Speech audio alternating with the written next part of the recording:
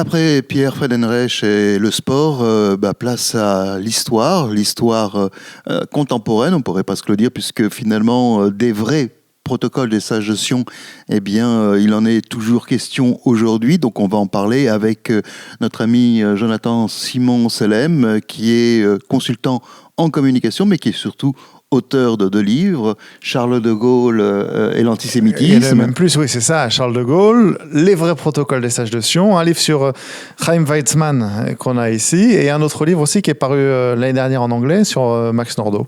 Carrément prolifique. Donc voilà, avec notre ami Jérôme, guide d'Israël, historien. Et fidèle sur le plateau de Tandem. Et alors, de suite, on va te poser une première question. Pourquoi tu as eu envie d'écrire un livre sur les vrais protocoles des sages de Sion? Tout simplement parce que ça n'existait pas. Il existe bien entendu le faux antisémite qu'on peut retrouver aujourd'hui sur Google, les protocoles des sages de Sion, le faux russe dont on a parlé avec Yana Grinspun. Mais les vrais protocoles des sages de Sion, c'est en fait le premier congrès sioniste. C'est là que s'est créé l'État d'Israël. Et c'était 50 ans quasiment jour pour jour avec la création, l'indépendance de l'État d'Israël. Et donc ce texte qui sont les protocoles, c'est-à-dire les discours qui ont été prononcés lors des 3 jours du premier congrès sioniste, étaient introuvables en français, n'existaient pas. Et c'était quand même extrêmement frustrant pour celui qui aime l'histoire, qui aime le sionisme, qui aime Israël. Et donc j'ai décidé de fouiller un petit peu dans les archives nationales d'Israël. Et j'ai retrouvé des vieux manuscrits. Beaucoup étaient en allemand d'ailleurs, certains en hébreu, certains en anglais, mais il n'y avait rien en français. Et je me suis dit, puisque j'ai un peu de temps devant moi, je vais m'appliquer à faire la traduction de ces documents qui sont exceptionnels parce que c'est vraiment la fondation de l'État d'Israël. Alors, pardon. Non, je suis tellement curieux et avide de questions, Vardan. J'allais te demander pourquoi ils décident de se réunir et qui sont ces juifs qui participent à ce congrès? Alors, avant de parler de pourquoi ils se réunissent, il faut comprendre qu'on est donc dans les années 1800. Alors, le premier congrès sioniste, c'est 1897, d'accord, mais ça commence évidemment avec Théodore Herzl. Donc tout le monde connaît Théodore Herzl, tout le monde connaît son histoire. C'est un juif laïque, etc., qui n'est pas vraiment attaché au judaïsme. D'ailleurs, ses enfants ne sont pas circoncis. Et un jour, il écrit une pièce de théâtre qui s'appelle Le Ghetto juif, d'ailleurs, qui a été mis en scène en Israël par Yehuda Morali. Un brillant historien, aussi écrivain. Et dans cette histoire du ghetto juif, il écrit l'histoire d'un juif qui est tellement assimilé, qui fait tout pour s'assimiler au maximum, mais qui au final sera toujours rattrapé par sa condition juive. Et en fait, au fur et à mesure qu'il écrit l'histoire, Herzl se dit, mais attends, on a beau vouloir s'assimiler autant qu'on veut, au final, les autres nous verront toujours comme juifs. Et donc, il commence à réfléchir sur l'État d'Israël, enfin, sur le sort du peuple juif, la question juive, comme on l'appelait à l'époque. Il se pose plein de questions. On en vient à la fameuse dégradation d'Alfred Dreyfus sur le terrain de l'école militaire. Et il rencontre sur place Max Nordau, qui était une personnalité éminente du monde juif. C'était l'une des personnalités les plus connues du monde juif de l'époque, qui était un grand psychanalyste, un auteur, un biologiste, un géant du monde juif de l'époque, qui était vraiment reconnu par tout le monde, des prix Nobel, etc. Et quelques mois après leur rencontre sur le terrain de l'école militaire, il va voir Max Nordau, il lui dit « J'ai une idée pour résoudre la question juive, parlons-en et dites-moi si je suis fou. » Et donc il s'assoit, comme on s'assoit là, leur discussion va durer 3 jours. 3 jours entiers, et à la fin des 3 jours, Nordau se lève, lui serre la main et lui dit « Écoutez, je ne sais pas si vous êtes fou, mais si vous êtes fou, je suis fou aussi. » Et c'est comme ça que le premier congrès sioniste va naître. Herzl va se dire, ok, il faut un État juif parce qu'il y a la misère juive dans le monde entier, il y a de l'antisémitisme, il y a de la haine, et quoi qu'on fasse, on n'est jamais chez nous, et il nous faut un chez nous. Alors on va réunir des juifs du monde entier, on va faire le point pays par pays sur ce qui se passe, et on va essayer de trouver les solutions et de mettre en état pratique l'existence d'Israël. Et à ce moment-là, personne ne croit au sionisme, personne n'est éduqué, même le grand rabbin de France, il n'était pas sioniste du tout à l'époque, même s'il répète l'an prochain à Jérusalem, voilà. Et personne ne va vouloir venir au congrès sioniste. parce que personne ne prenait ça au sérieux, jusqu'à ce que Nordau dise, écoutez, venez au congrès sioniste. Et il était tellement connu que les gens ont dit, ok, on va venir. Et c'est comme ça que le premier congrès sioniste a été créé. En fait, il y avait déjà, c'est pas ex nihilo, parce qu'il y avait déjà des courants qui préexistaient. Les amants de Sion, les Pinsker. Absolument. Léon Pinsker en Russie a écrit aussi Rome et Jérusalem.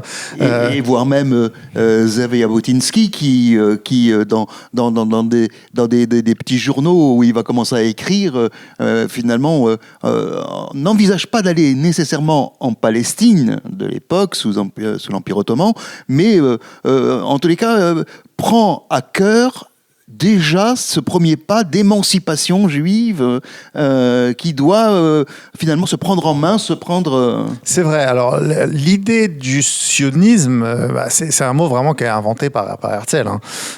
Mais c'est vrai qu'elle naît un peu avant Herzl, par les personnes que vous avez citées et dans les livres que vous avez cités, mais qui étaient à l'époque tirés dans des livres en russe, très peu diffusés à l'étranger. Et on imagine qu'il est très peu probable que Herzl ait copié cette idée. Voilà. Et s'il l'a fait, en tout cas, il l'a fait avec brio, il a eu bien raison de le faire. Mais oui, c'est une idée qui est présente évidemment dans le cœur, dans l'âme du peuple juif depuis des milliers d'années.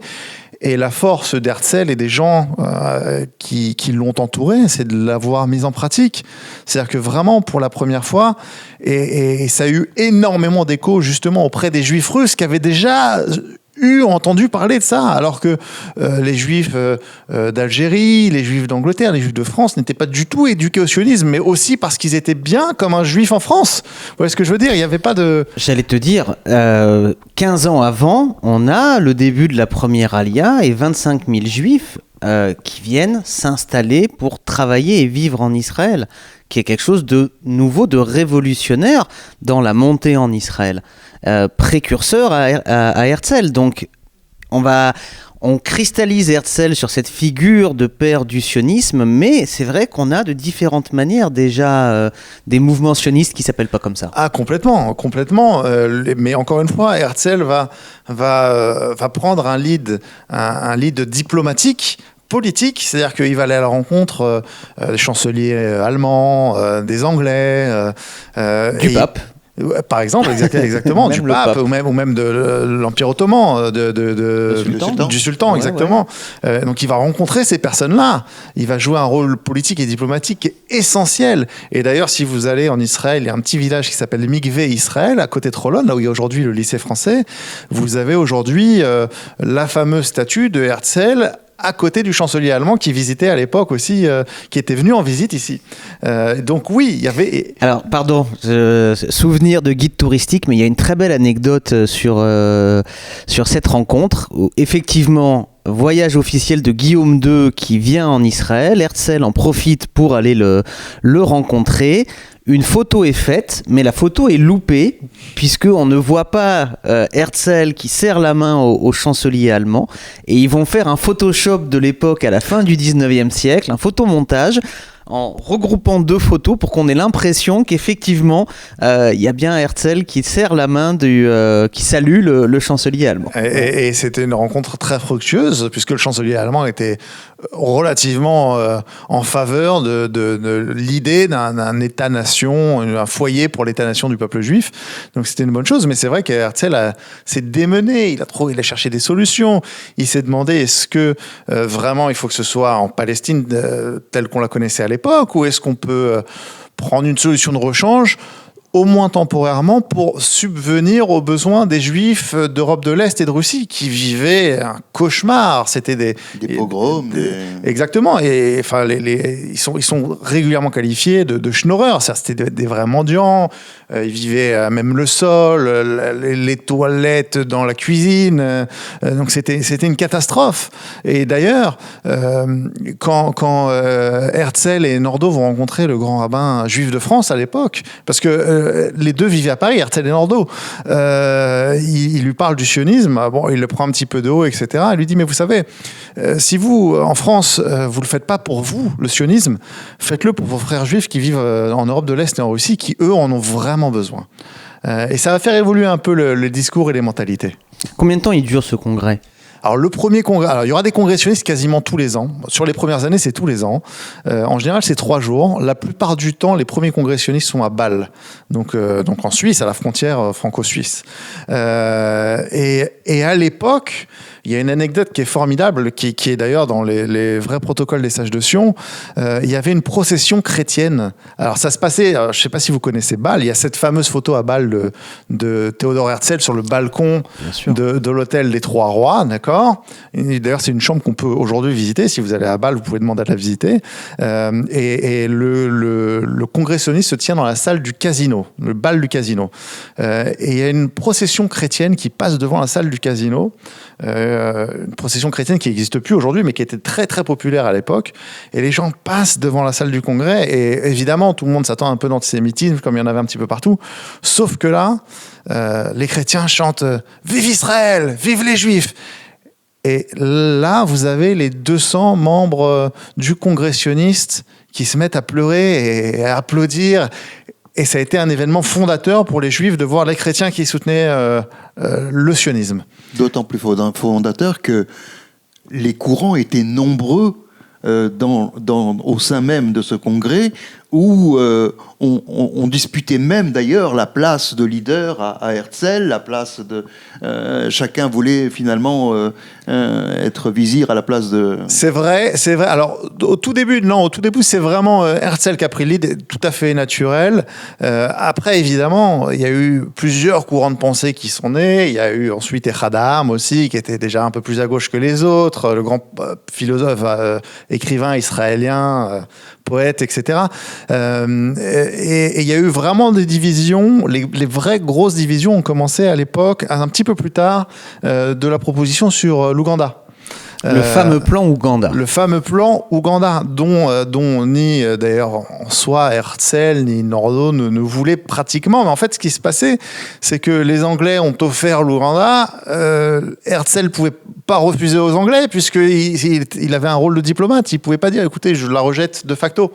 Et donc, Herzl va voir Nordau, il dit, écoute, il faut que tu présentes le plan lors du prochain congressionniste. On est quoi, en 1903 ? C'est ça, exactement. Nordau dit non, mais moi je suis totalement contre. Il dit, s'il te plaît, fais ça pour moi. Et Nordau va le faire à contre-cœur. Il va présenter le plan. Évidemment, furie dans la salle. Avec un projet temporaire. On est bien d'accord, non ? Oui et non. C'est-à-dire que c'était vraiment le projet qui était. Les Anglais ont dit, écoutez, on peut vous donner l'Ouganda. Alors, il faut savoir aussi que l'Ouganda de l'époque, le territoire de l'époque, fait aujourd'hui partie du territoire kényan. Donc, on aurait été kényan aujourd'hui.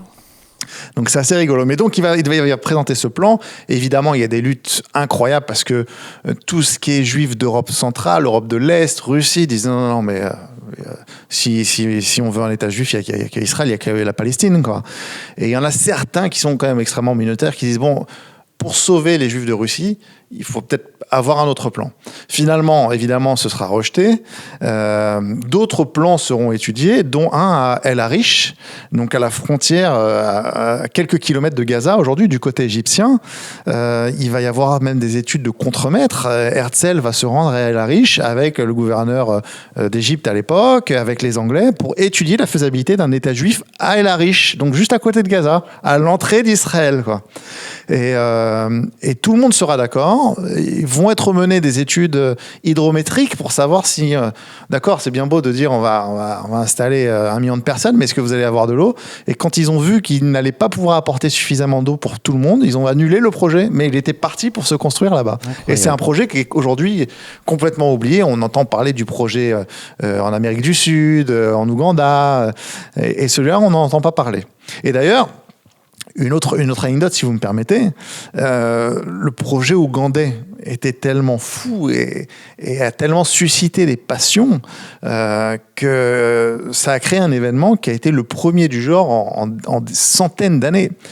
Après le premier après le 3e ou 4e congressionniste d'ailleurs, Nordau rentre à Paris après avoir présenté ce fameux projet ougandais et un juif russe va tenter de l'assassiner.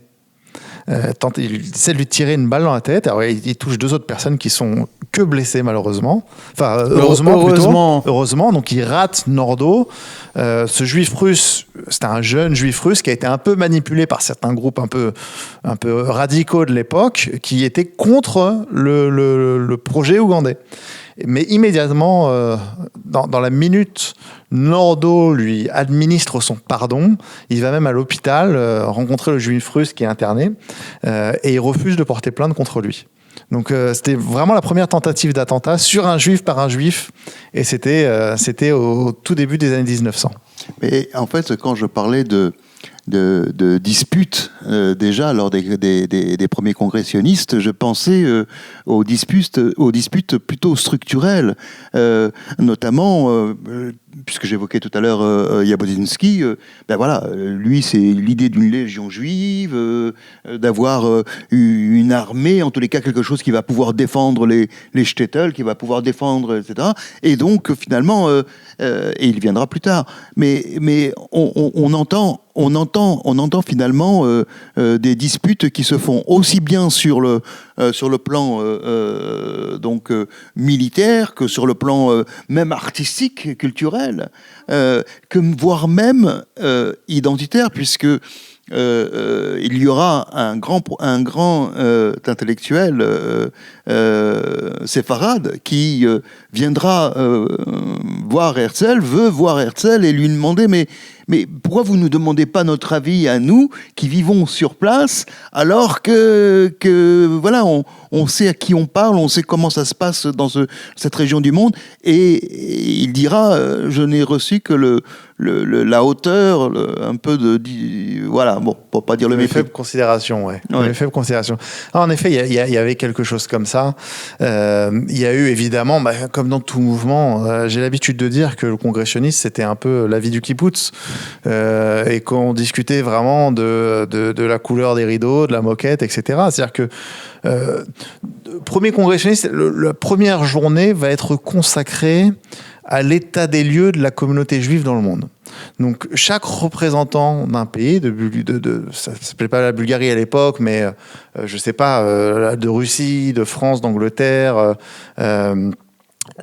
chacun va venir et dire voilà ce qui se passe dans notre pays.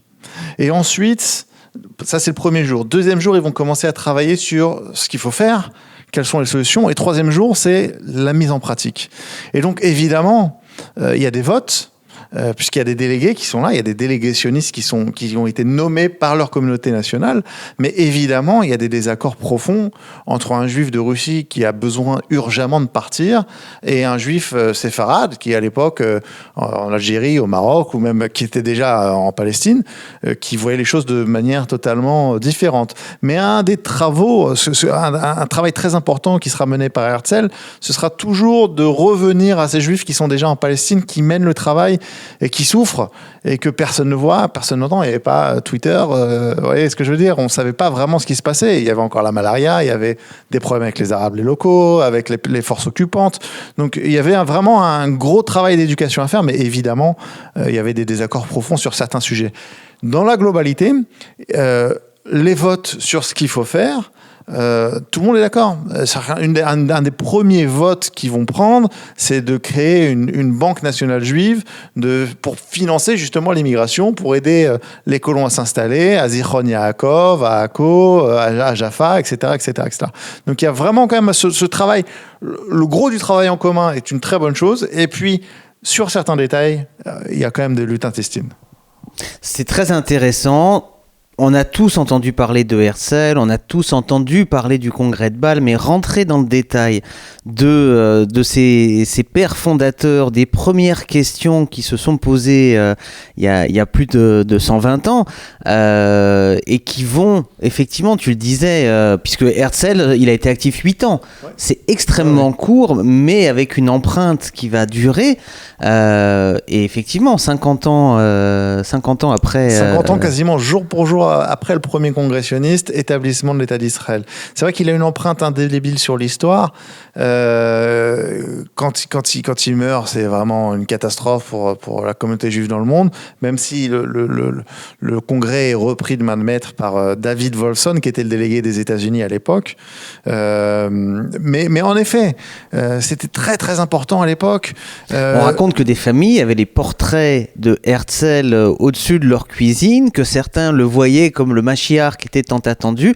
Il faut s'imaginer ce que c'était effectivement dans notamment cette Europe hyper antisémite. On a parlé des pogroms, des spoliations, cette lueur d'espoir qui est arrivée au milieu de nulle part. Et ce qui est intéressant dans le personnage de Herzl, c'est son cheminement personnel aussi, de juif totalement laïque, totalement assimilé, et qui arrive et qui devient vraiment ce que tu dis, une sorte de messie pour beaucoup. Il y aurait une différence avec ce déclencheur, s'il en est, de l'affaire Dreyfus, c'est qu'Alfred Dreyfus est resté jusqu'au bout assimilé. Sauf que, pour Herzl, c'est le projet est quelque chose de concret, puisque, on l'a dit, des infrastructures vont être posées, et certaines qui sont encore aujourd'hui existantes en Israël viennent des congressionnalistes. Évidemment, on parlait du sport tout à l'heure avec M. Frank Reich. En Israël, on connaît très bien le mouvement Maccabi, ou les Maccabiades, qui est un mouvement qui a été créé lors des tout premiers congressionnistes, d'ailleurs par Max Nordau, d'accord, parce qu'il avait une vision du juif fort.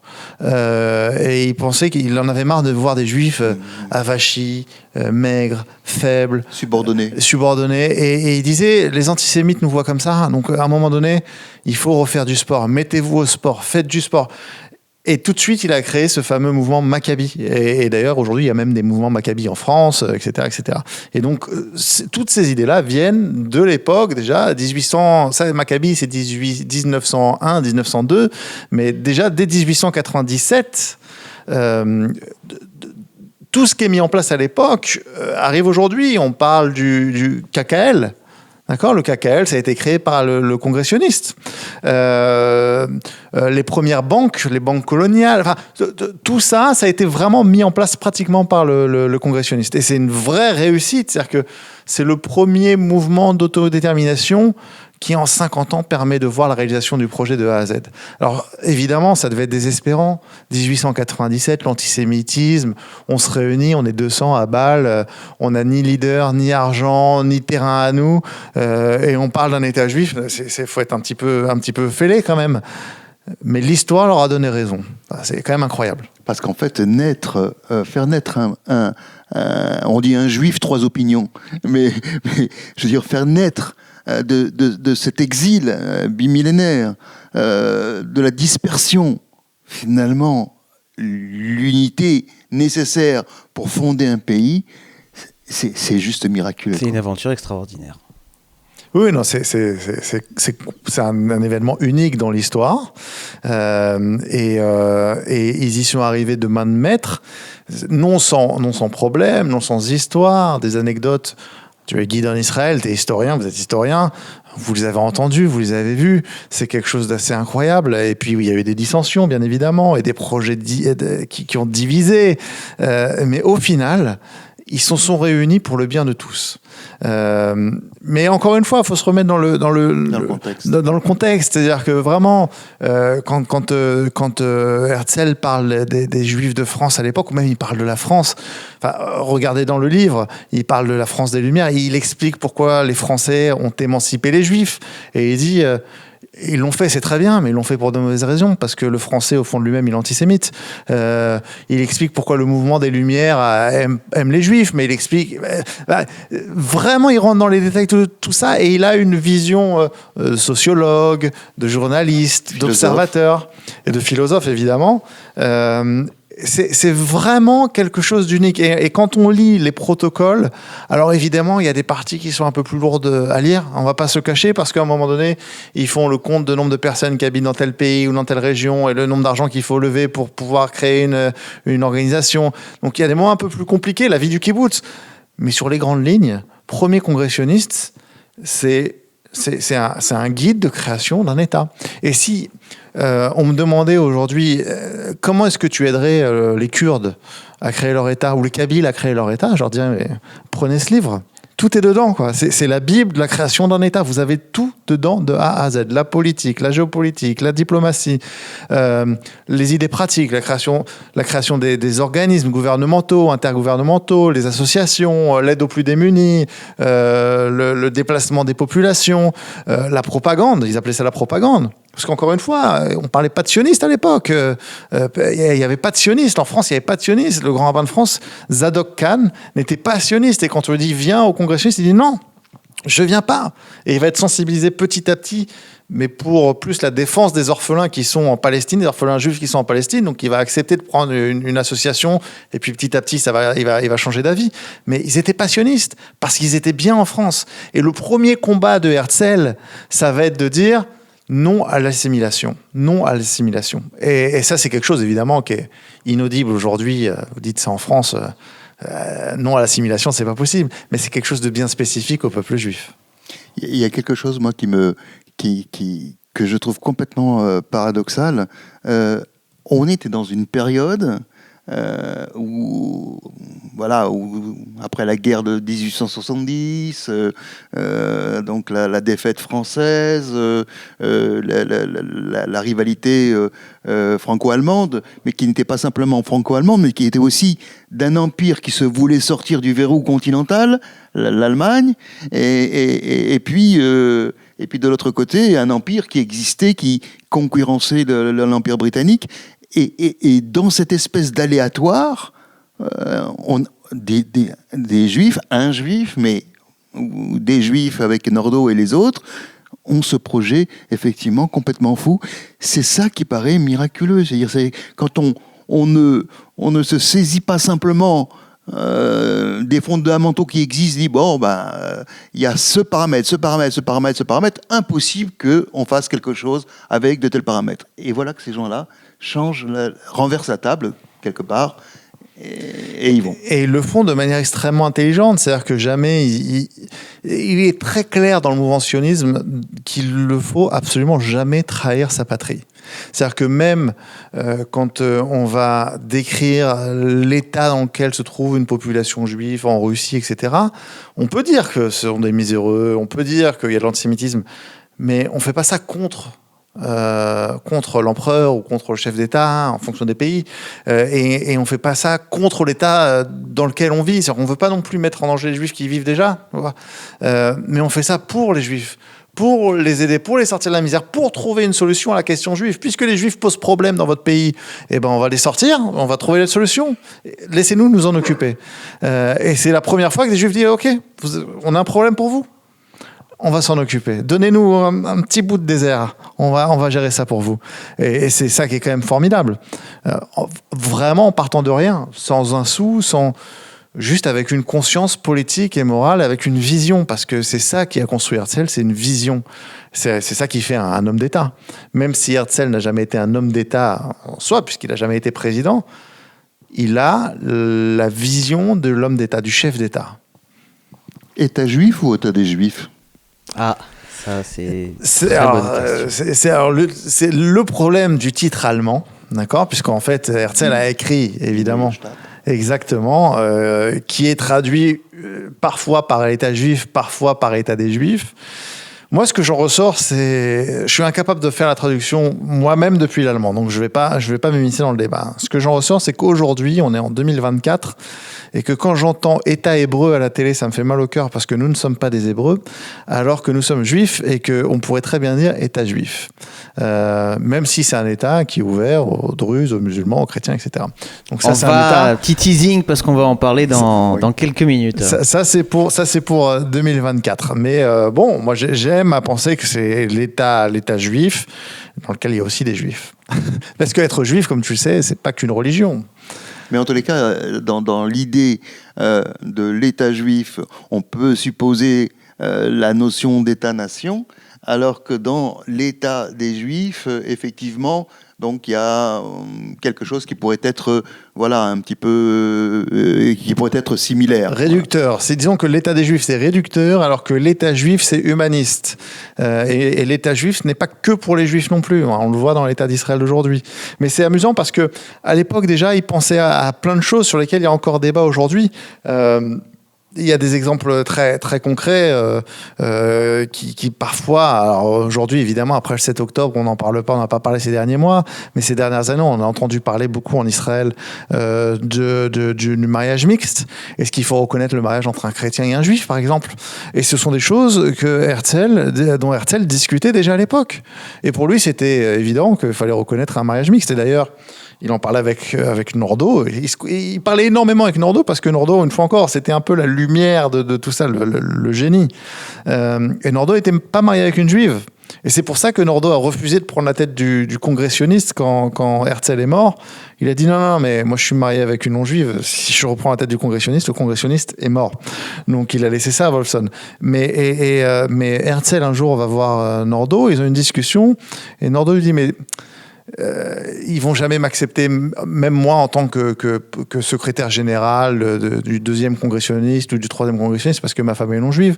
Et Herzl lui dit non mais ta femme, parce qu'elle fait avec toi, parce qu'elle l'accompagnait, etc., elle est plus juive que beaucoup de juifs. Donc il est évident que dans un futur État d'Israël, ta femme sera israélienne à 100%, elle aura les droits comme tout le monde. Et c'est des débats qui étaient donc tenus en 1900. Hyper précurseur. Exactement. Mais sans être anti-religieux pour autant, attention. Hein. Mais alors, il y a aussi ce titre du livre, les protocoles des sages de Sion. Donc, ça fait référence, bien sûr, aussi à cet agent des services secrets russes qui va écrire ce brûlot, qu'il va emprunter d'ailleurs à des discussions plus antérieures, etc., et qui va prendre donc ces discours du premier congrès sioniste et de quelques autres, donc finalement comme la preuve par l'exemple que les Juifs sont en train de se réunir pour dominer le monde. Alors, c'est vrai que les conspirationnistes de l'époque et les antisémites, parce qu'en l'occurrence, là, c'était la Russie tsariste, disaient que les Juifs voulaient dominer le monde, etc. Et donc, ils ont fait du premier congressionniste quelque chose de dément, qui était complètement fou. Sauf que déjà, même lors du premier congressionniste, lors des discussions, il y a une question qui est posée. Est-ce qu'il faut garder nos travail fermés au public ou est-ce qu'on peut en parler ? Et Herzl dit, il faut en parler et on ne doit pas se cacher. On doit être clair sur nos objectifs, d'accord ? On n'a aucune intention de diriger ou de dominer le monde, mais on veut un État pour les Juifs et voilà comment on va faire. Et absolument tous les congressionnistes sont publics. Il y a du public parfois qui vient, d'accord, qui est ouvert au public, mais en plus de ça, les comptes rendus sont publiés dans certaines presses, pas uniquement les presses juives. D'ailleurs, en Suisse, c'était dans la presse nationale romande, enfin suisse de l'époque. On pouvait trouver dans certains journaux français des récits du congressionniste, et même dans les journaux antisémites de l'époque, qui retraçaient, il faut l'admettre, avec une certaine fidélité, ce qui se disait à Bâle, ce qui se disait lors du congressionniste. C'est-à-dire qu'ils ne cherchaient pas à manipuler, ils disaient juste, regardez, les Juifs se réunissent pour construire un État, et à qui encore ils vont voler des terres. En gros, j'exagère un petit peu, mais ils publiaient les vrais textes, ils ne cherchaient pas à les dénaturer. Voilà, donc c'est ça qui était intéressant dans la presse antisémite de l'époque. Ce qui est intéressant en tous les cas, et qui montre l'actualité de ce livre, c'est qu'on parle beaucoup de ces Juifs qui sont israéliens par le passeport. Et de revenir, et avec les discours intégral, le discours intégral, donc finalement le cheminement, les rencontres, les échanges, on va découvrir ce qui a été à l'origine de ce que nous avons aujourd'hui. Et là, ça prend une autre dimension que d'avoir juste un passeport. Vous avez raison, les discours sont extrêmement forts. Alors je suis désolé, je reviens encore à Max Nordau, mais c'est ces discours qui sont les plus poignants.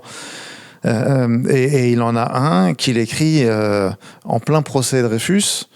Il mâche pas ses mots, Max Nordau, mais c'est pas le seul. Il y a personne ne mâche ses mots, mais ses discours à lui étaient reconnus comme particulièrement forts, et même quand on vous les lirait, ils sont exceptionnels. Et donc en pleine affaire Dreyfus, il est dans le congrès, il est à la tribune du congrès, il regarde les juifs de France et il leur dit « Vous devriez baisser la tête, vous devriez avoir honte », en tapant du poing sur la table. Vous n'avez pas soutenu Alfred Dreyfus, ce sont les goïms qui l'ont défendu, c'est Zola, c'est Picard, ils l'ont défendu, et vous n'avez rien fait. Et parce que vous n'avez rien fait, juifs de France, il y a eu de l'antisémitisme. Et en fait, il explique ce qui se passe à l'époque de l'affaire Dreyfus, qui est de dire que les antisémites ont inventé une légende qui s'appelait le syndicat. Et les antisémites disaient, bon, on sait que les juifs, ils sont unis, ils se tiennent la main dans la main, ils font tout par solidarité, ils se tiennent les uns les autres. Donc, si on touche un juif, tous les autres juifs vont tomber dessus. Alors, comment ça se fait que si on touche à Dreyfus, personne ne bouge? Parce que c'est ce qui se passe, aucun juif n'a bougé. Donc, parce que personne n'a bougé, ils se sont dit, mais en fait, ils ont créé un syndicat qui est secret, qui vise à défendre Dreyfus. Et donc, Nordau dit, mais vous vous rendez compte? Parce que vous n'avez pas défendu Dreyfus, les antisémites ont inventé la légende du syndicat et ont fait augmenter significativement l'antisémitisme et le camp des anti-Dreyfusards en France. Il dit, vous devrez avoir honte, juifs de France. Et à partir de là, il emmène tout ce discours pour dire, et voilà pourquoi on a besoin d'Israël. D'où la leçon de ce livre. Exactement. C'est-à-dire que laisser faire la conspiration, ne pas revenir aux fondamentaux, revenir à l'histoire, et en même temps de défendre, je veux dire, la modernité d'un futur à construire, etc. Oui, les deux s'accordent. La preuve, c'est qu'à l'époque, on était charnière entre le réel politique à la Bismarck, et on était en même temps dans ces deux empires qui étaient en train de s'effondrer, à savoir l'empire austro-hongrois et l'Empire ottoman. Donc, il y avait quand même quelque chose d'incroyable qui se déroulait en même temps. Et voilà que, malgré tout, on était capable de pouvoir réinventer peut-être, et l'image du juif, bien sûr, mais en même temps, réinventer peut-être le juif en devenir. C'est exactement ça, c'est exactement ce qu'ils ont cherché à faire. Je vous parlais tout à l'heure du juif fort, du juif musclé, ils appelaient ça. Mais ils voulaient absolument réinventer le juif, non seulement pour qu'il soit plus courbé, penché, schnorrer, comme on disait à l'époque, ou comme les yiddish mamans disent encore aujourd'hui, mais pour réinventer un juif fort, fier, qui ne courbe pas le dos, qui a la tête haute et qui prend son destin entre les mains. Et c'est tout le destin du peuple juif qui se joue à travers ces mots-là, ce que vous décrivez, et à travers cette vision de Herzl qui nous a menés à l'État d'Israël aujourd'hui. Et c'est aussi ce juif-là, fier, fort, qui fera tourner la tête de Charles de Gaulle des années plus tard. Pour en revenir, le premier livre que j'avais écrit, Charles de Gaulle. Je pense qu'il faut que tu reviennes, voilà, et qu'on aura l'occasion d'en refasse une émission spéciale dédiée à ce très beau sujet. En tout cas, merci beaucoup pour l'écriture de ce livre. Non, mais merci à vous, merci de l'invitation. Ça me fait extrêmement plaisir de pouvoir en reparler. Ça fait 3 ans qu'il est sorti, il est toujours 2020, disponible, toujours disponible sur Internet, Amazon, etc. Et ça a été, sur tous les livres que j'ai sortis, le plus populaire, celui qui a le mieux marché. Mais il y a une raison à ça, et surtout, je suis sûr qu'il y a beaucoup de téléspectateurs qui vont voir l'émission, qui vont l'entendre, qui vont vouloir la voir. N'hésitez pas à me contacter. J'en ai encore plein à la maison, donc j'en donne aussi de temps en temps. Ça me fait plaisir, ça me débarrasse. Une petite boutade. Je me permets de dire qu'il est consultant en communication pour des institutions, etc. Mais après l'écriture de ce livre, il peut être aussi consultant pour faire naître une nation, puisque nous avons ici, comme il l'a dit tout à l'heure, le conducteur. En tous les cas, merci beaucoup, Jonathan. Merci à vous. Simon Selem.